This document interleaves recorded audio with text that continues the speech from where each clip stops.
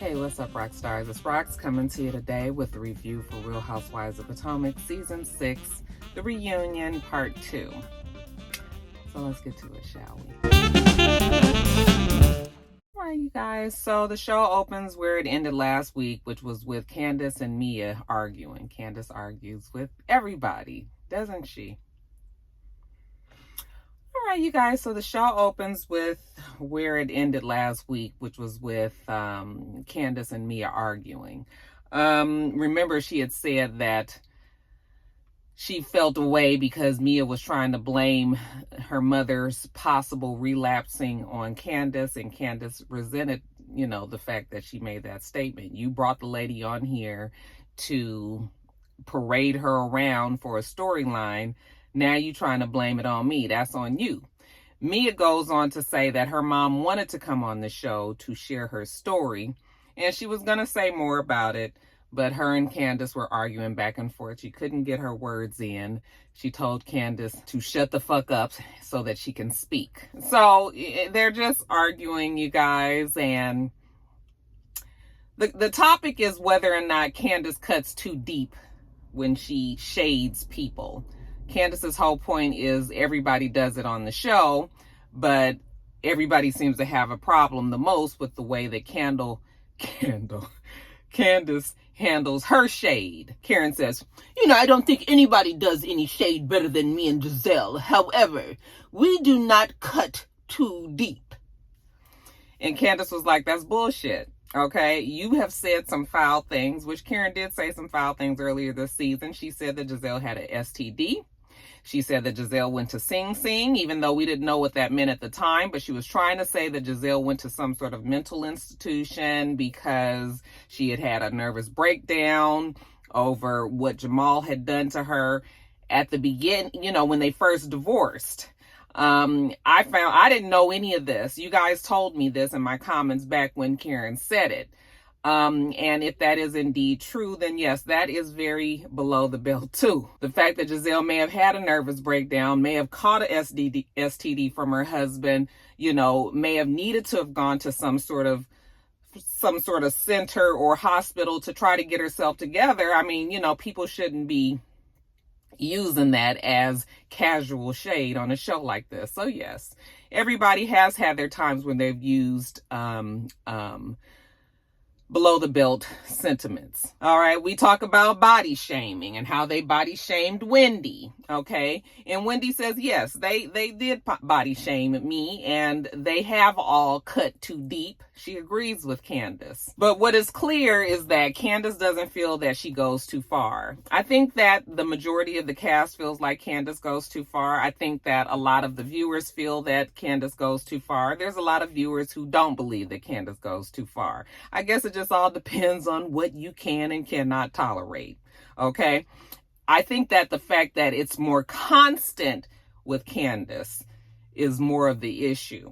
Okay, yes, everybody has said some foul ass shit before, but Candace is always saying some foul ass shit. Now, does that make it more wrong than anybody else? Well, that's for you to judge, child. I don't even care. So Karen tries to get Candace to understand that you keep on being this way and people are just going to stop choosing to deal with you. All right. Basically, these Real Housewives shows are good for shutting people out. We've seen it happen to the best of them. They did it to Nene. Okay. So it does happen sometimes when people don't want to record with you any longer. There's no reason for you to be on the show because you can't get along with anybody. And so Karen was just trying to warn Candace of that. And I don't know if Candace picked up on that. But that's a real thing that could happen. Whether or not Candace was right or wrong, they could still do that. But anyway, we put that to the side. Mia, what about Mia and her messiness on social media? She says that she admits she is a bit of a mess on social media, that she had a social media manager that she's been knowing for 20 years. And this social media manager is the one that handles her Twitter, or was handling it at the time. Yeah, I think that's bullshit. I think that everybody up there knows that Mia was the one. I think Mia was not prepared for the avalanche of viewers that was coming at her, either in support or not in support. It's a machine, you guys. When people go on this show, you really have to be prepared for the Real Housewives viewers. They're unlike anybody else. And that's for all of the franchise, or at least the ones that I know of, which is Atlanta and Potomac. These fans are different. So I don't think she was prepared for it. It makes you want to fight back. And, you know, the next thing you know, you done got yourself caught up in a jam. And that's what Mia had done. Mia was saying some, you know, all kind of craziness on there. She tried to blame it on her 20-year-old friend, or I'm sorry, her 20-year friendship with her social media manager that she doesn't have any longer. Side note, you guys, I believe that Mia is probably going to leave the show. Now, I know that they would like to have Mia back. Mia fits in very well with the show, even though a lot of people don't like Mia. I think Mia's perfect for the show. Like, I think that she is really good for the show. You know, we always want to be putting people off. Can you just agree to disagree with somebody and let them keep their fucking job? You know? So, anyway, Mia is now saying on social media that, you know, the show doesn't really benefit her and her husband's life. Like, they didn't find any real value in them being on the show this season. She doesn't really need to be there. You know, why go through it? So maybe she's weighing her options. But like I said, I think that all of the girls need to be on the show next season, including Candace. Now, we got Askale up there, who looked very pretty. I don't know why Askale was there, you know, because Askale's her argument for the whole season has been the same. That she doesn't like the fact that Mia has thrown around her weight and her being a boss, you know, how much money she makes or how many businesses she owns, and, you know, all of that. Askale just does not like that part about Mia. And it's just like, okay, girl, but so what? All right. Like, she was just, you know, she got all huffed up in them couple of little minutes that she was on the show. And then they was like, okay, Askale, girl, thank you for coming. And they was like, you brought her all here. She done got all gussied up and everything for them 2 sentences. That shit was funny to me. I like Askale though, but I don't know if I can picture her as the housewife, because she doesn't know how to, like, she gets too aggravated. Like, she's too regular. You know, she's like how we all would be if we was in that situation. But you got to remember, you're on a reality show, and that's what this show is driven by, is shade and, you know, saying things and in your faceness and all of that. So I don't know, maybe Askale's not built for what the show is usually about. But anyway, after Askale goes off, they have a break, okay? And everybody kind of goes off in their own direction. Gizelle was telling Candace that she still be doing too much. Candace doesn't agree with Gizelle, okay? But whatever. Everybody goes their separate ways. Well, Candace goes into her room, and Wendy comes in there to check on her. I'm just making sure that you're okay. And Candace just tells her, listen, I'm going to say what I'm going to say. Yeah, I'm a bitch, I guess. I can be difficult, you know, but oh well. But she's got it out of her system, so they ain't got to worry about Candace going off on anybody. I said, girl, I don't care who tell it. Girl, you know you ain't finished. Anytime somebody says something to you, if you feel like you need to respond, then you will respond. So that doesn't, you know, because Candace is going to always react to anybody that says something. She feels like they coming for her, then she, you know, she can't control herself enough to just let it go. So, child, you ain't finished. We got fucking 2 more episodes after this. So I know you ain't gonna be shutting up for 2 more episodes. Okay, yes, she says she's a bitch, and yes, her responses are harsh. Oh, the fuck will. Now, let's talk about Karen and Gizelle, okay? More about that hot box that Karen said that Gizelle had. Talked about the whole sing thing and, you know, all of that. Called her a broken whore from Hampton University. First of all, I need to apologize to Hampton University. I did not mean that. Yes, you need to apologize, okay? Why all like the Nene meme that's going around, like, you see what they saying? Like, why am I pulled in this? I ain't had nothing to do with none of that, okay? But yeah, like I said earlier, the broken hoe from Hampton, you know, with the STD and had to go to Sing Sing was a very below the belt type of read that Karen was doing to Gizelle. So, you can't defend Karen, and Karen's my girl, but I can't defend her in this point. Candace has a point. That shit was not cool. Now, where did Karen get all that information from? She said she was just repeating what was on the blogs. So we don't know for a fact if that was true, but that is what is floating around in the blogosphere. Robin says, yeah, the same blog that said that Wendy's husband was having the affair is the blog that also said the shit about Gizelle. And Gizelle didn't even worry herself about that. She didn't care. Okay, well, you guys, again, I told you guys this before. They've been on the show for 6 seasons. Wendy, this is her 2nd season. Sometimes you have to learn how to navigate social media, the viewers, your reaction. You have to learn how to not let everything that you see out there affect you. And that's not something that comes normal for people, So, of course, Wendy is not going to be as seasoned as Robin and Gizelle, who are so used to now being called so many names and everything. Like, that shit is like water off a duck's back for Gizelle and Robin, because people talk about them all the time. But you can't be mad at Wendy because she doesn't react the same way that Gizelle reacts. We talk about the kids. And namely, Raven being upset that Gizelle said that Ray would be 6 feet under before she loses her looks. And Karen still is upholding the thing that Gizelle was saying, that she was wishing death on Uncle Jessup, and that, and I just have always said that I did not think that that's what Gizelle was doing. And Karen knew that that's not what Gizelle was doing, but she was going to stick to it. Okay. When she said, Gizelle said, well, if you had a problem with it, why wouldn't you say something season 2, 3, 4, 5? Okay, this is fucking season 6, which is what I've been saying as well. Raven asked me not to talk about it. And she was just like, Raven asked you? Yes. Well, why all of a sudden are you talking about it now? She says, well, because Raven is a grown-ass woman and, she can handle it now.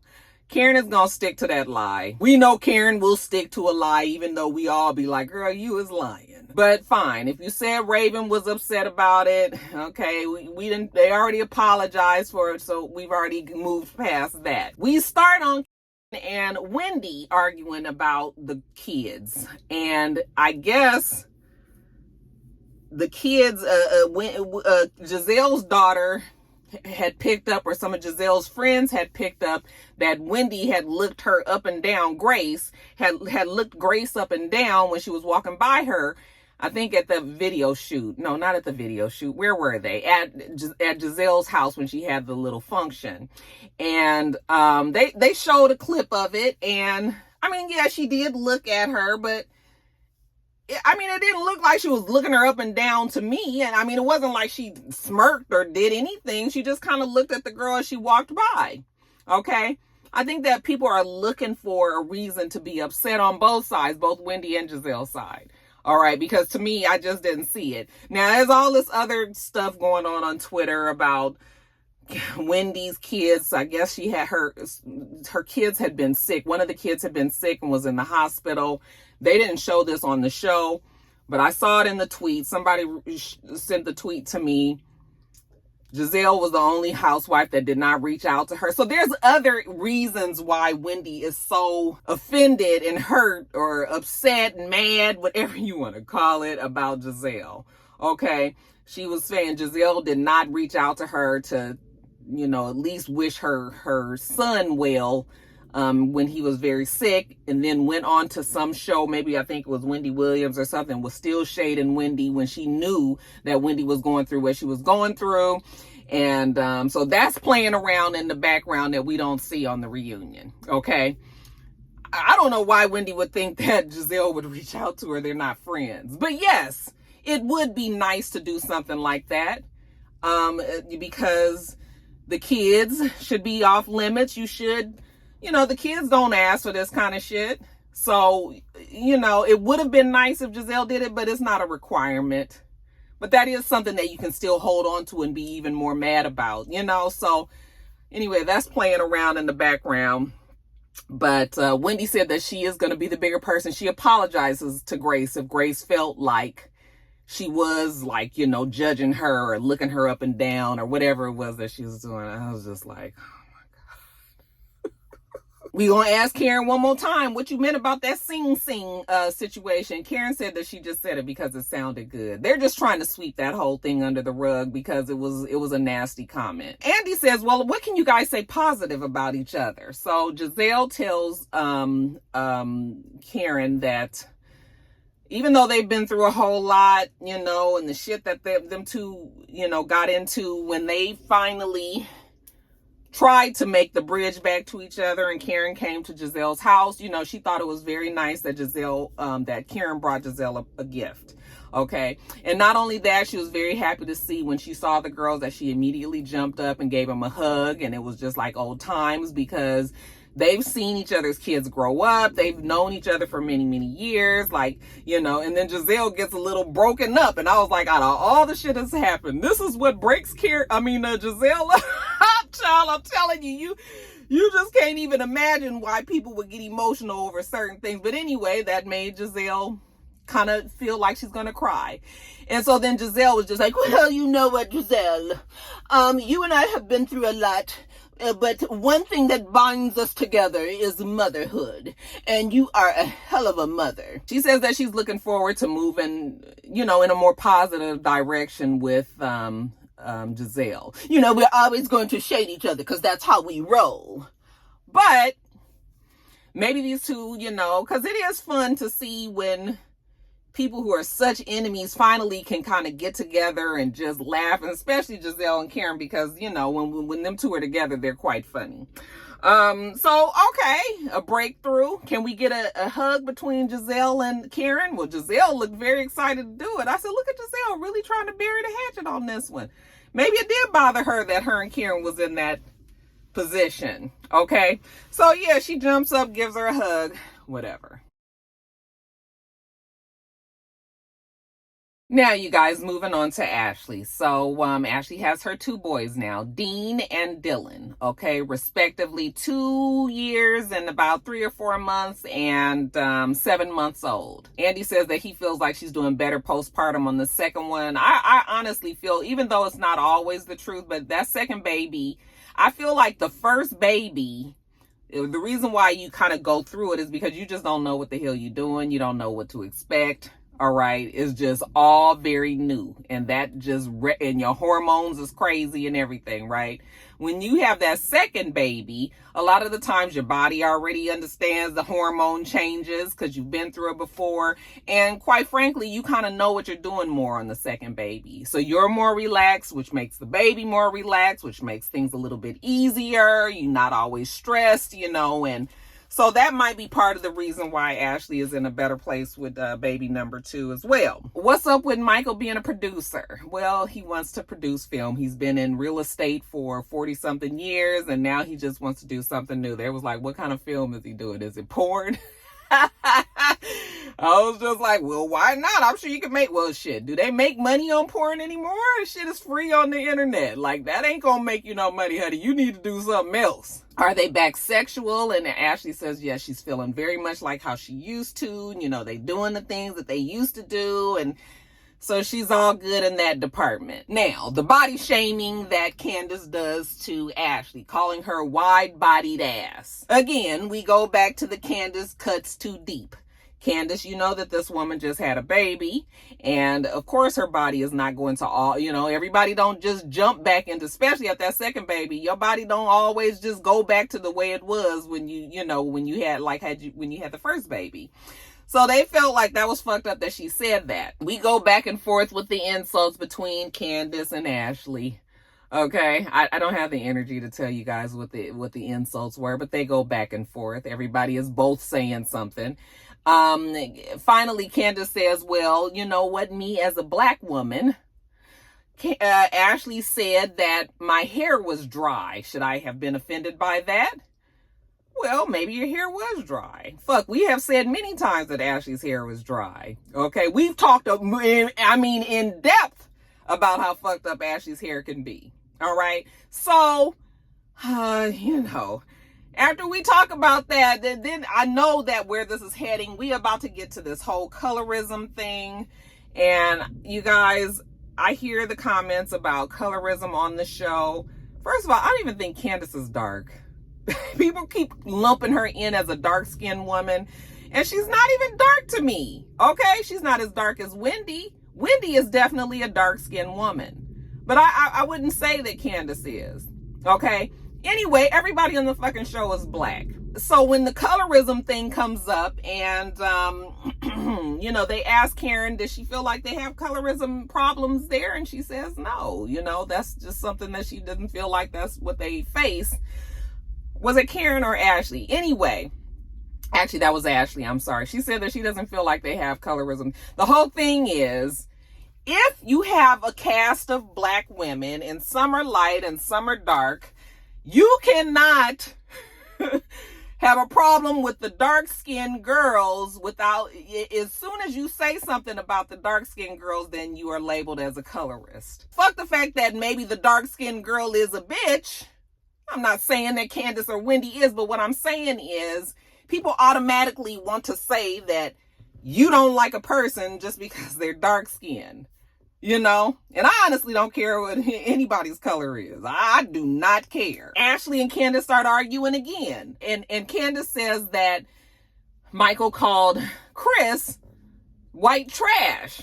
And I mentioned this in one of the reviews. I said, well, they're two white men talking about each other. I don't even think that that was something racist. That was more something elitist. Okay, that's something more of like a rich person talking down to a not rich person, you know, being insulting to them. But they're both white, you know. But when you said that he's a slave driver, well, that would insinuate, that would mean that you think that I'm a slave. Okay, now how is it okay that you can call me a slave, but I can't say that your hair is dry? And so then we go back. I was just like, oh my God.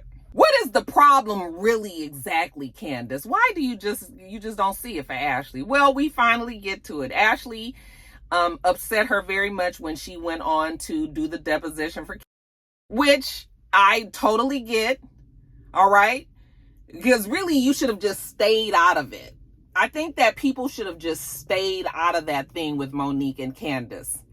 But the fact that Ashley did that, and I still have my reasons why Ashley did that. I feel like Ashley felt like she owed Monique because of that whole butt touching thing with her husband. Okay. Might have buried some video proof evidence or something. So I felt like Ashley did that as a favor to her, but Candace was upset about that. Now, I don't know why she was that upset, because Candace and Ashley ain't never liked each other. They don't really like each other like that. So what was you expecting her to, why are you putting all this strength and faith in a relationship when that wasn't what it was to begin with? Okay? Yes. You should maybe feel like you could trust everybody enough for them not to do something like that, because we was talking about legalities now.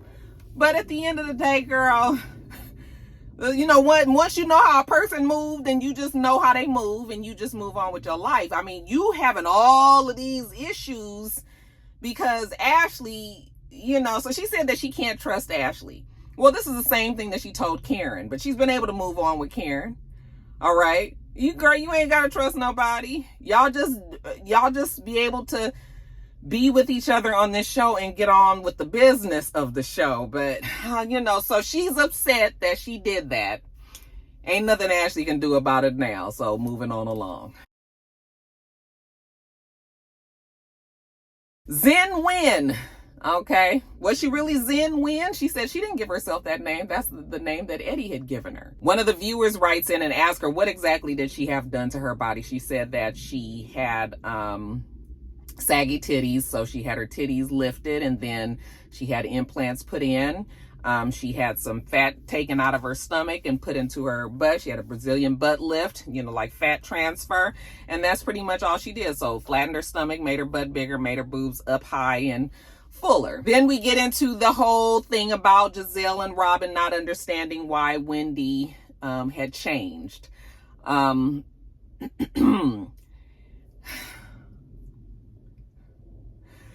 You guys will never admit that Wendy was different from last season to this season. Last season, it was all about her education. It was all about her degrees. It was all about, Wendy kind of making it seem like she was better than people.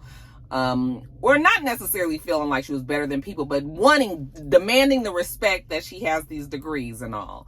So it was a complete turnaround when she came back this season, and she's all Hollywood. She's boobs and booty and flat stomach and braids and Fashion Nova outfits and Skims outfits. And yeah, it was different than last season.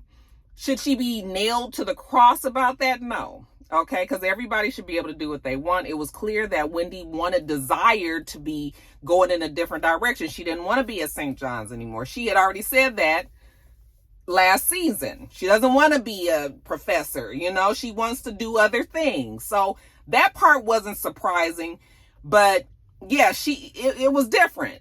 All right. Now, the fact that Gizelle and Robin just had to make it a point all the time, that's what got on our nerves, because it was just like, damn, let the girl live a little, Now, Wendy was just like, no, she had a problem with the fact that you called her loose.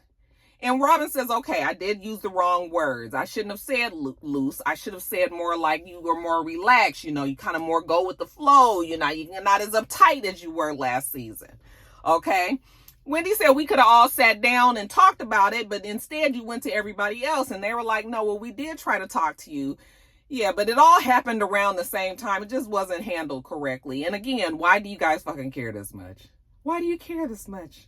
If the girl wants to behave this way, then why does it bother you? So Robin does admit that she meant for that conversation to be different, that she meant what she was trying to say to be different. It just didn't, the shit just blew up. It just blew up. And that's pretty much it. Wendy, do you rehearse your reads? And she says, I can tear down the White House press secretary. What makes you think that I can't handle anybody in this? I say, girl, as you read another rehearsed read. Everybody on the show rehearses reads, okay? People have writers to rehearse their reads. I didn't even realize that happened, but when we found out back in the day that Phaedra was getting her reads written for her by Cadillac Kim, I believe it was, okay? So yeah, they have people out there that will give them reads. And you just have it on your arsenal, honey. You just have it in. So it happens. That's very much true. So yeah, Wendy does rehearse her reads. Everybody does. Her home essence line. Andy says it was kind of shady that Karen didn't tell her about the candle. And Karen was just like, well, listen, Andy, this has been, my home essence line has been in the works for 4 years now. I did say it.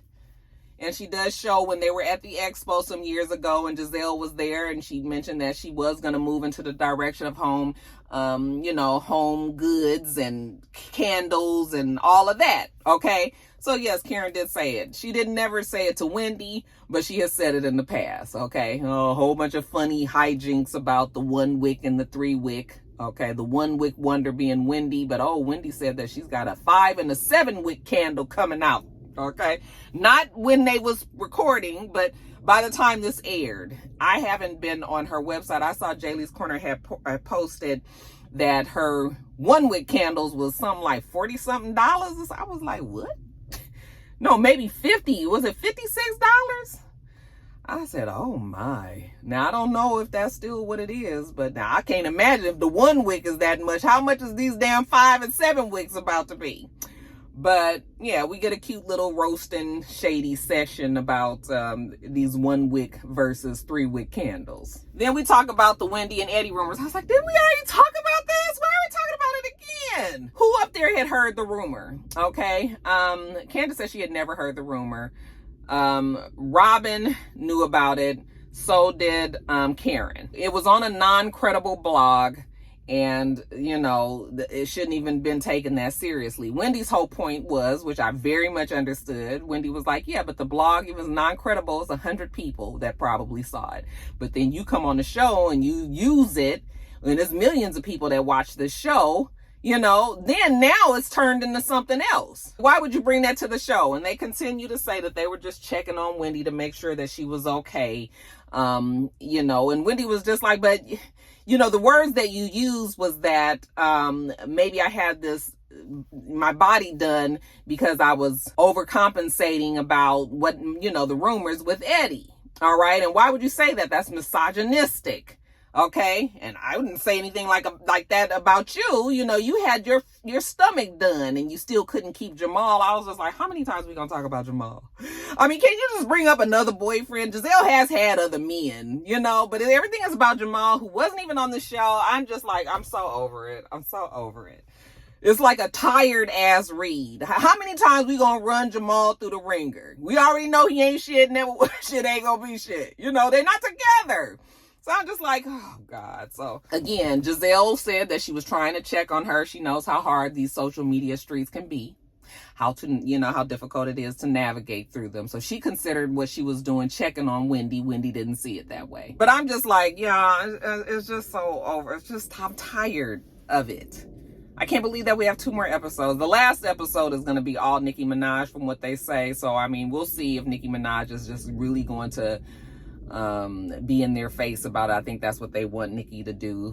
Some of the things that Andy couldn't do, they figured Nicki would do it so that it'll take some of the heat off of Andy. Because, honey, y'all don't like Andy these days. Every time I turn around, they talking bad about Andy out there in them social media streets. But anyway, you guys, that was part 2.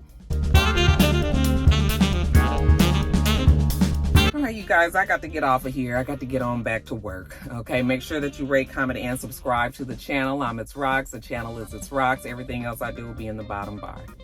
All right. So I hope that you have a wonderful, wonderful rest of your day, and I plan on doing the same. Until next time, rock stars. Bye.